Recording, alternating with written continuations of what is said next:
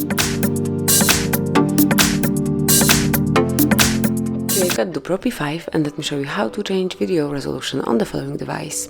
So at first you have to open your camera app, it's right here, then click on the settings icon, scroll down to the very bottom of the list, and here you'll notice video quality. Smoothly click on this tab and now you can pick either low, medium, high or fine quality. Let me go to fine right now, and as you can see now you can record videos in this new quality.